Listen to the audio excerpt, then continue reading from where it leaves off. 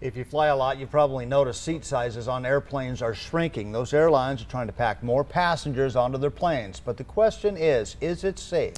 The FAA is expected to make a decision soon on whether or not the distance between passenger seats actually poses a safety risk.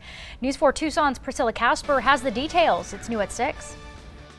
According to the Federal Aviation Administration, an aircraft can be evacuated within 90 seconds during an emergency, but as more seats get added inside an aircraft, that may cause a safety risk.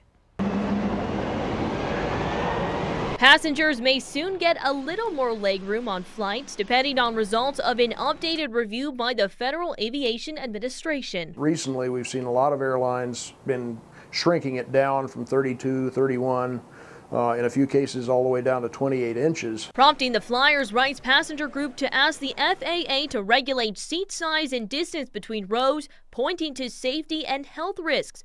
But when the FAA responded to the group by saying seat spacing is a matter of comfort, not safety, that group challenged the FAA in court.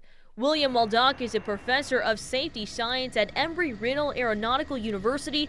Waldock agrees 28 inches isn't safe. Trying to get out of an airplane like that is going to be a lot harder if you have the narrow seat pitch like that, if you have a true emergency evacuation. It's been nearly a year since a ruling by a U.S. Court of Appeals in Washington stating the FAA relied on outdated or irrelevant tests and studies before making its decision and asking the agency to come up with a better reason for its response to the group's safety concerns.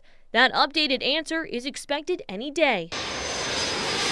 Waldock says while airlines are focused on adding more rows to carry more passengers, there needs to be a middle ground taking more than economics into account. I think probably the good compromise average is somewhere between 31 and 32 inches.